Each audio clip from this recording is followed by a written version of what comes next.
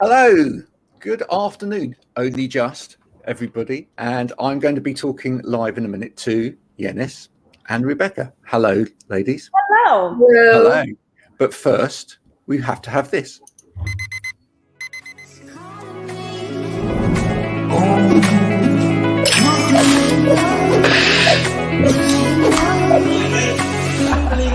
I need to get going, Mel. See you later.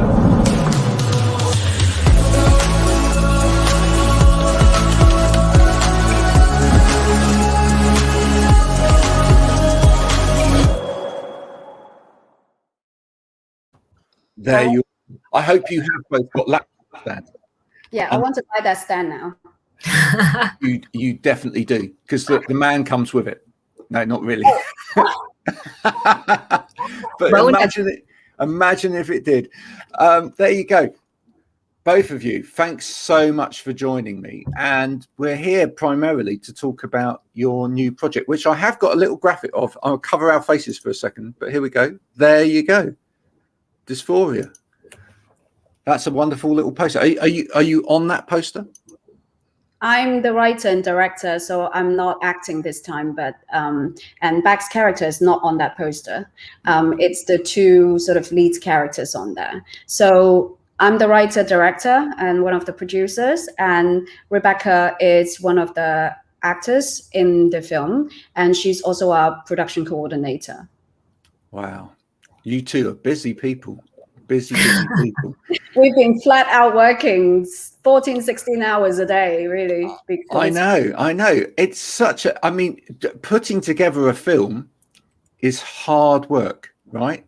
I know this a little bit because my son's at university studying film. Oh. And, yeah. And interestingly enough, the way he got into university, here's a little backstory for you.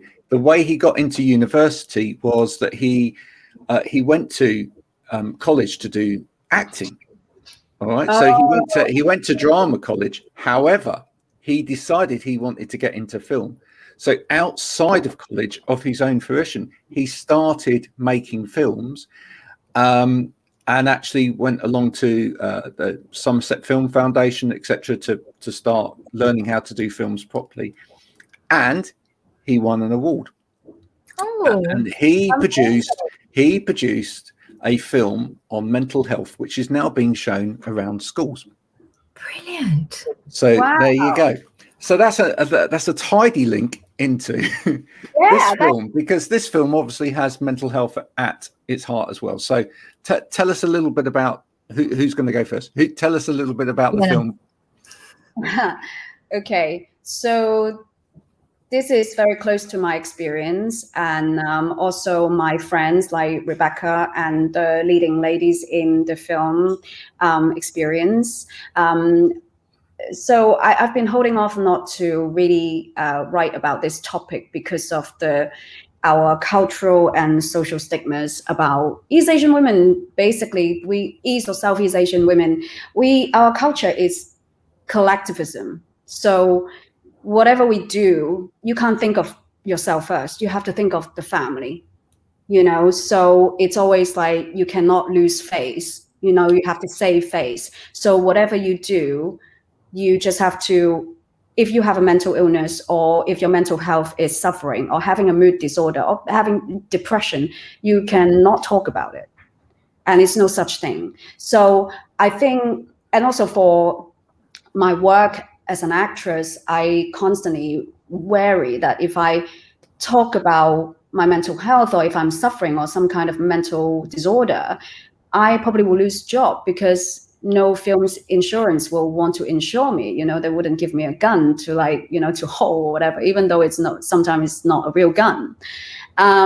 So I've been putting it off for quite a while, and I'm a screenwriter as well, so I write comedy with one of the leading ladies, Shinfei Chen. So we write for other productions, and we have our comedy shows back in late 2018, 2019 on BBC 3 and then on BBC 1.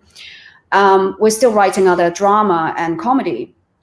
Now, I think 95% of the comedian or people write comedy are really, really depressed. That's why we write Well, comedy. that's true, right? That's Yeah. that's just been proven by the unfortunate statistics in that arena. So yeah.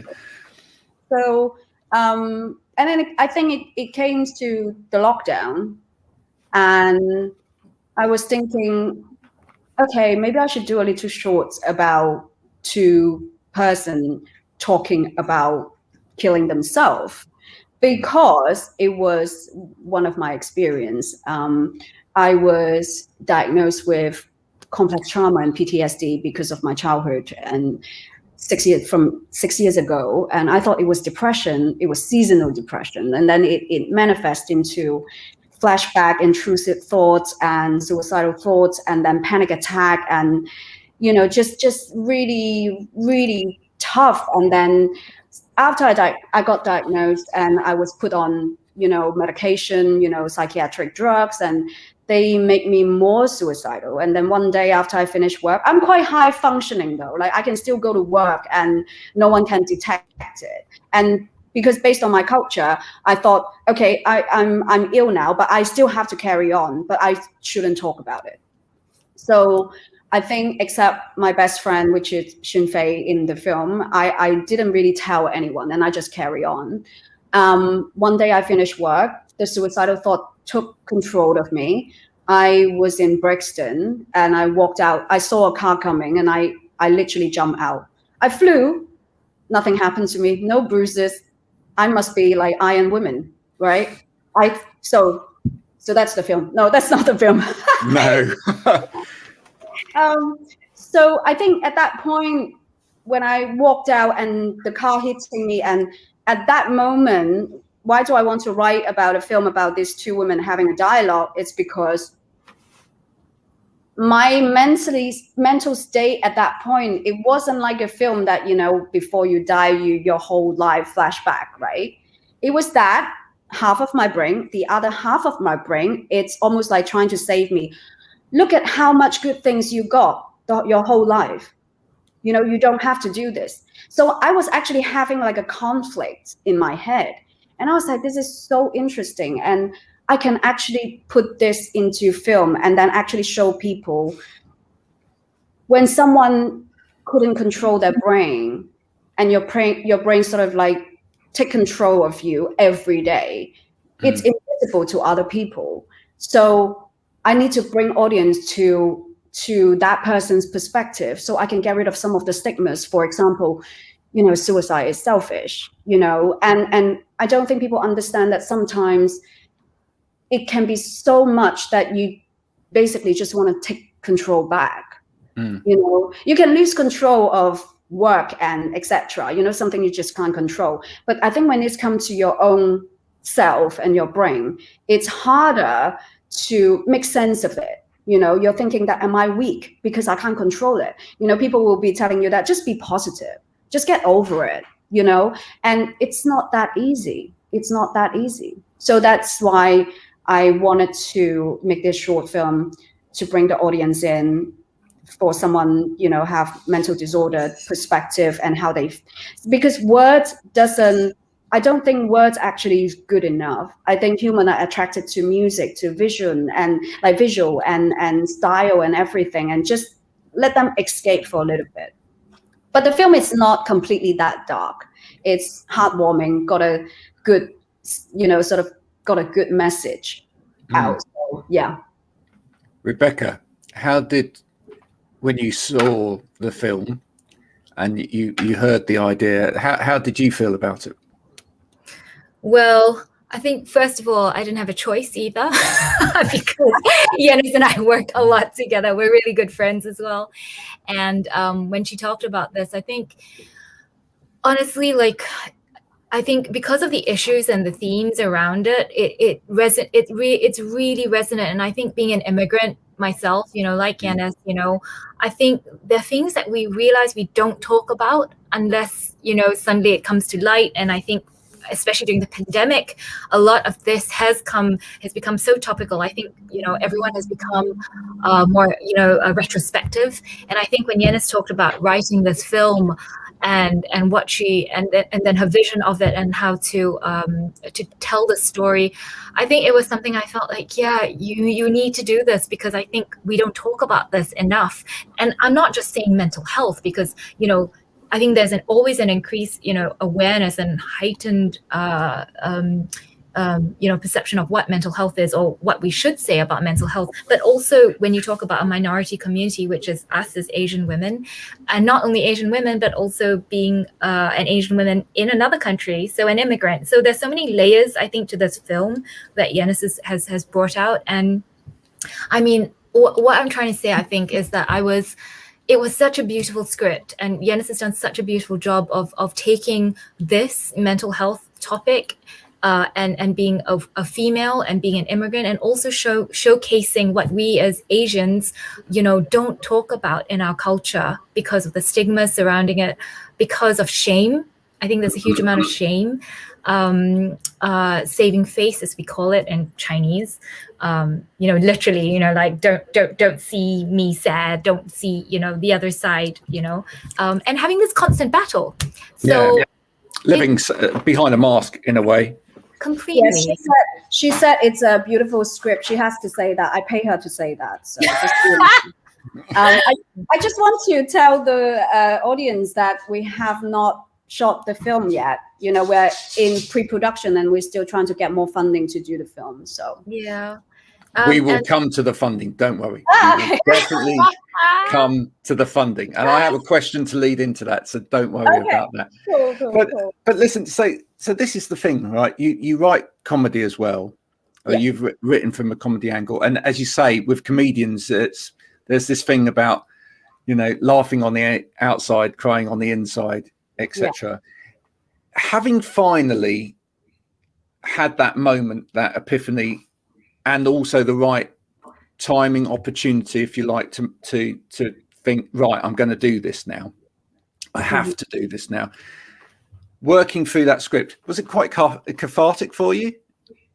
Oh, I cried while I'm, in the process of writing the script, because it's like opening up the womb. Like, I'm just, it's once you open it, it's quite raw. And that's also the reason that I don't want to act in it. Sure. I think to have the creative control completely, I think I have to be the person that actually looking at the screen and directing the actors and visually, etc. That needs to be quite controlled. That how I was seeing it when I was, it's my experience. So it's quite important, and also it was the key factors for me that to choose Shen Fei and the leading lady Lucia Tong and Rebecca Yeoh to be in the film, because I needed to have East Asian immigrant women to be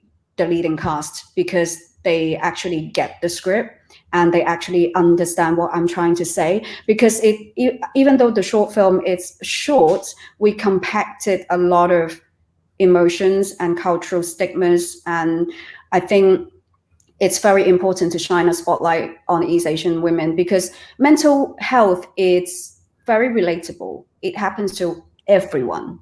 And I'm not saying that just because we're a different race, different identity, that that's going to be different for us. So other people think that, well, I'm not going to watch it, it's just because it's about Southeast and East Asian women. But it's not about that. Our culture is going to lead us to do things and make decisions differently, slightly different, but our suffering is the same. And so it's the same with men as well. And so I'm not excluding men either. Well, and this is the thing, I think, with something like mental health and mental illness, is that it's a bit like where we've been with other disabilities and other illnesses in the past, is that we try and pigeonhole things into a neat little box and say, that's that over there. But it's not as simple as that. You can't necessarily understand somebody else's mental health issues in the same way as another person's.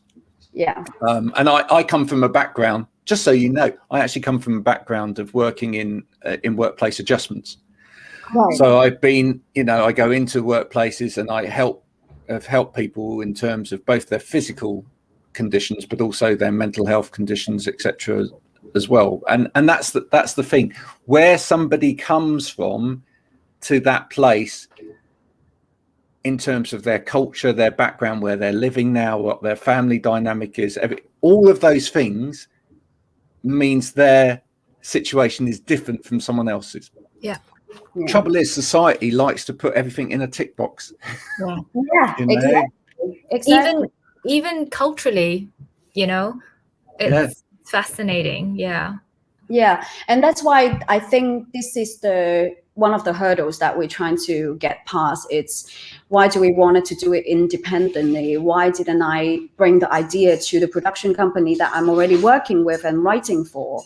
It's because I feel like they're going to ask a lot of question that I hear is, well, this is about East Asian women. Is it relevant? Yeah. Well, yeah, okay, yeah, it's relevant to me. Will people watch it? Like, will we get enough viewers? Viewership? Yeah. So I understand, which is a legit question, a valid question, but I have a psychology degree and I'm studying forensic psychology masters, and I feel like human experience is human experience. We have shared experiences. Just because we're East Asian women doesn't mean that we're gonna be that far off. And I think, for example, I think anyone that are immigrants, male or female, will watch the films like, I had that feelings before. I have that kind of social stigmas before. I have people think that I'm selfish if I trying to decided one day to go and to take my own life, but all I wanted is to get rid of my suffering and take the control back. I think those kind of things are very, very relevant.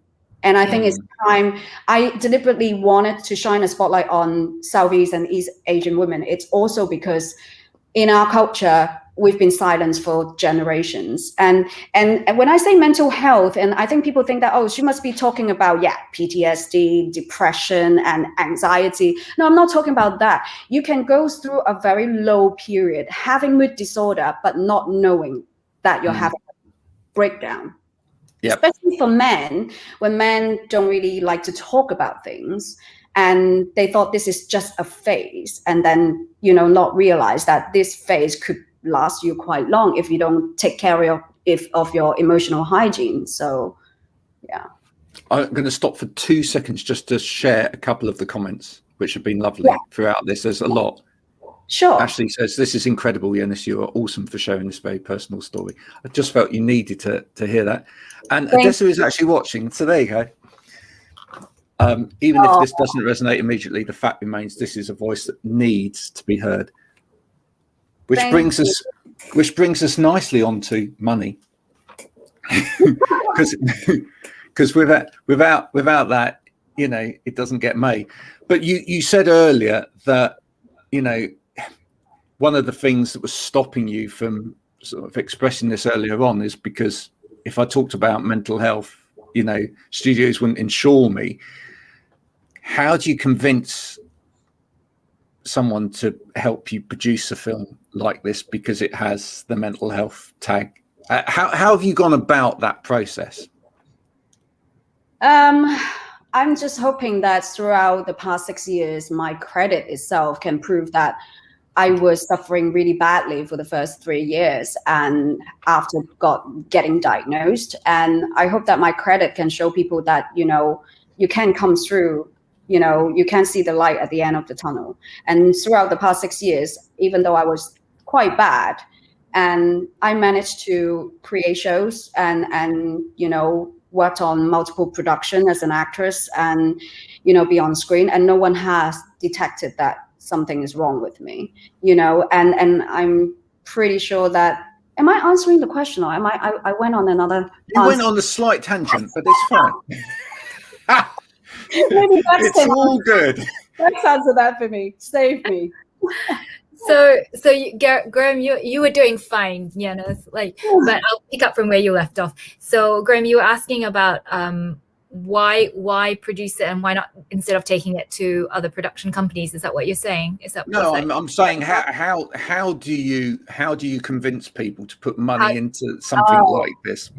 So I think, well, we've been using platforms like Indiegogo, and running a campaign on there. But as you know, it's not easy because we're appealing to the public, the general public, and unless you do very targeted marketing and campaigning and 24/7, it's really tough, you know. And also, we've also reached out to people on LinkedIn. Now, LinkedIn is not a platform that Yennis or I ever use, you know, so we're complete newbies to this platform. But I think through all the stuff that through the stuff we started sharing, we've met with some incredible people like yourself, like Odessa, who's on this call, and, you know, others who I don't know if they want to be named, but they've been incredible in reaching out to us and going, how can we help you? How can we give you a platform? How can we get money in? Which is, you know, I think for us at this point, because we've got 2 weeks left, literally 20 days. So we are quite nervous,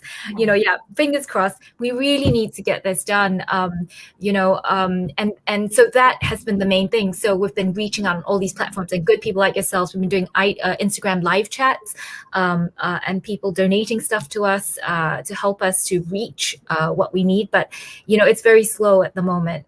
So we're just so grateful that we have this opportunity. Well, can I just say from experience that I think it's incredibly worthwhile.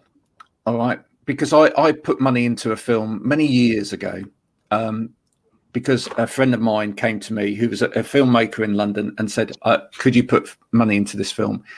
It was a film called, I don't know whether you've ever watched it or heard of it. It's a film called One More Kiss.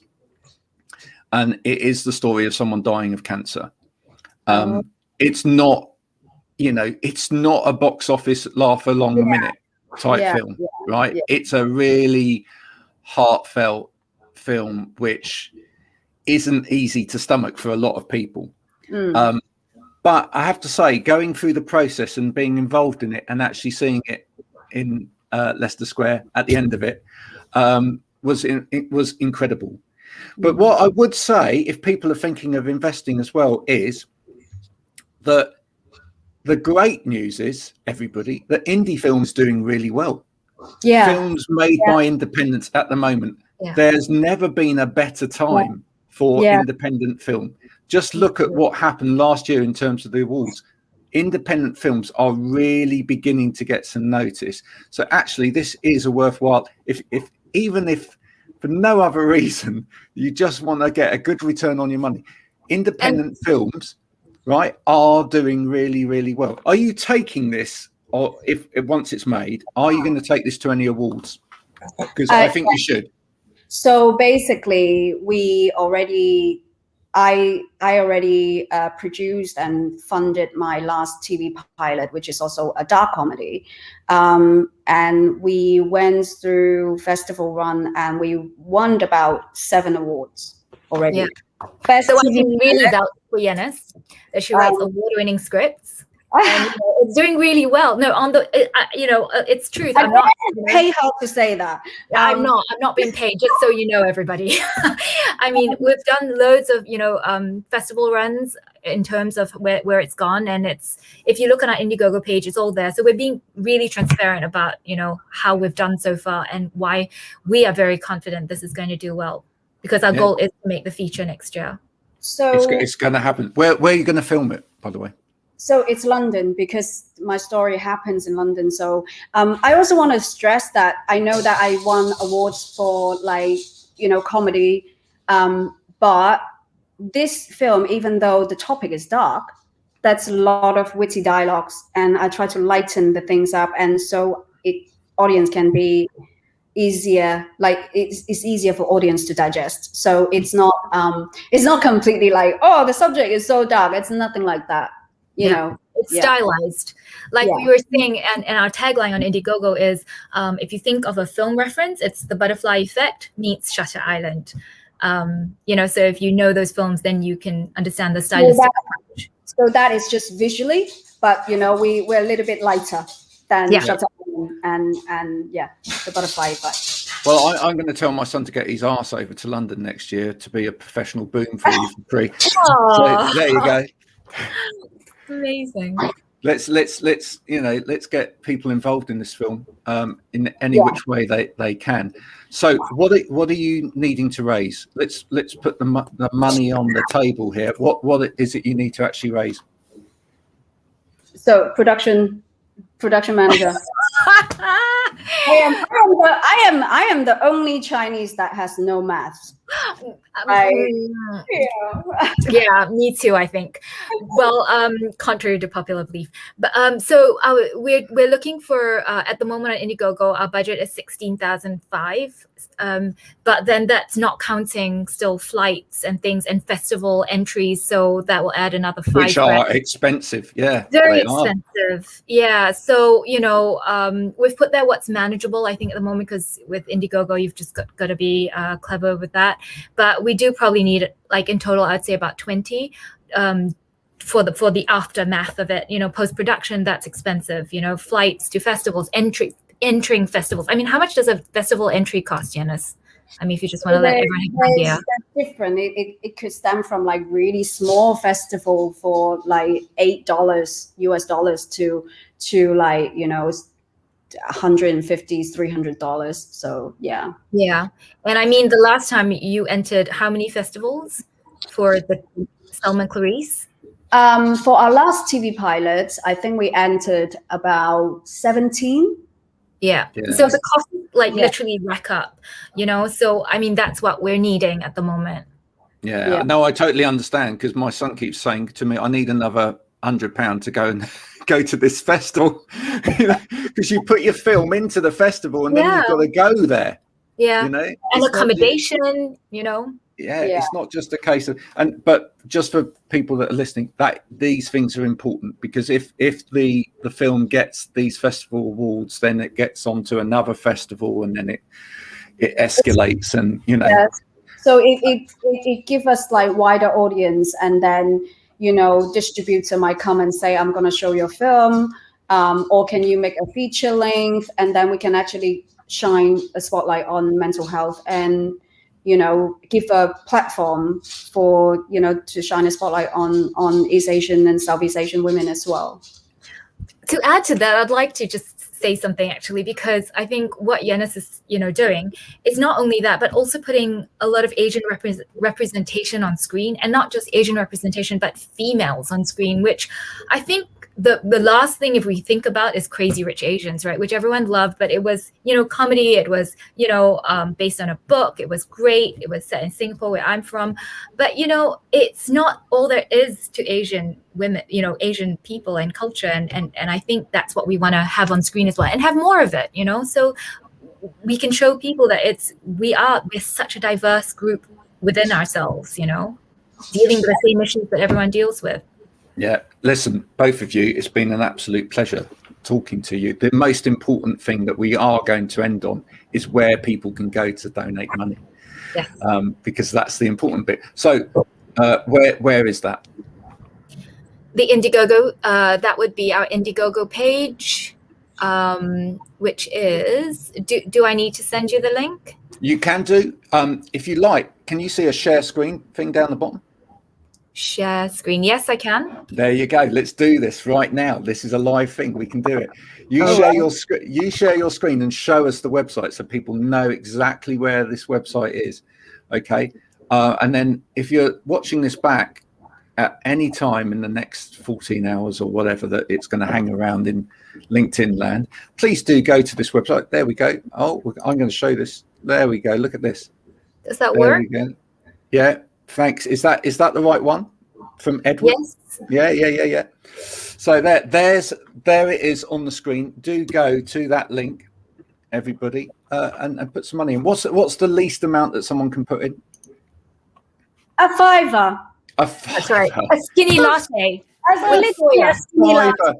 Oh my goodness! You can't. Yeah, you could. Well, you can't. In some coffee shops in London, you can't even get anything for that. Yeah. I know some shops I know some cafes in London where that won't even pay for the table water. Yeah. Right. Yeah. I've been those places. I always feel really guilty about going in places like that. I just don't get it. I'm more of a Greg's person myself. That link works. Thank you. Great. Amazing. There you go.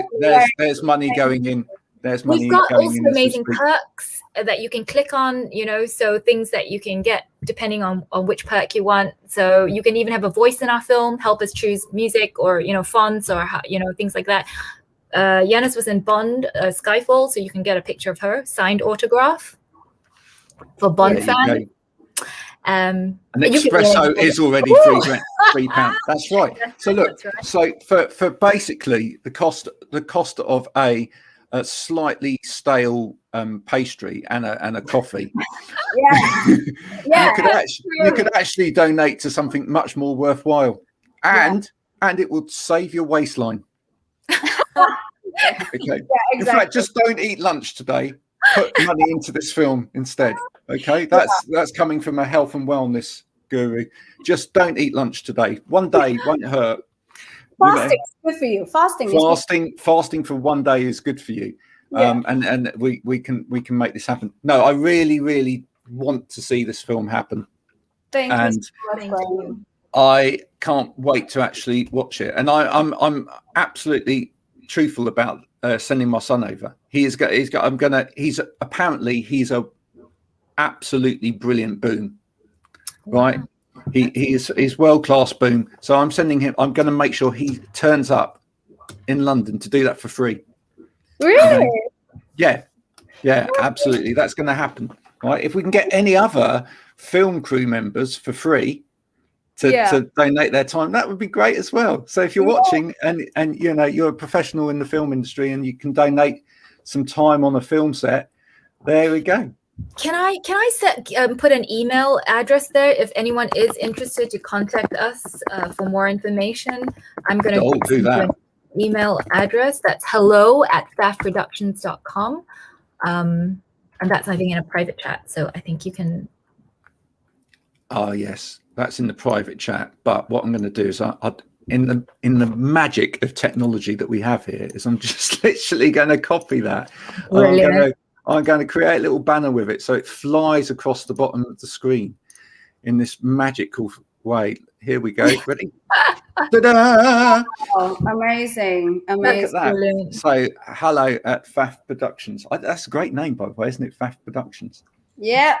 I came up with that. I have to take the credit.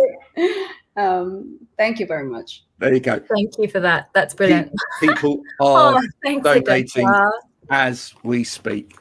There we go. This is going to be a great film. There's no doubt about it. You are going to make this film. Yes. Do not have any doubts whatsoever that it's going to happen. All right. Much appreciated. Thank you so much, Graham, for helping us and giving us this platform to, shine a spotlight on East Asian women. Thank you. That's no problem at all. I'm going to make sure this will have gone out today on LinkedIn. It's gone out on Twitter as well. I'm going to go around chasing people on LinkedIn and Twitter now to make sure that they donate. And it will also end up going out as a little audio thing on Spotify as well. And then I'm going to chase people around on Spotify. You're doing lots of exercising with that chasing. I'm going to be fit by the end of it. I'm going to be absolutely fit. Yeah, I might have to eat something just to keep the energy. Thank you. But not before I've donated. Okay, everybody. Thank you so much for my guest today, Rebecca, Yennis. It's been an absolute pleasure, and thank you for your time.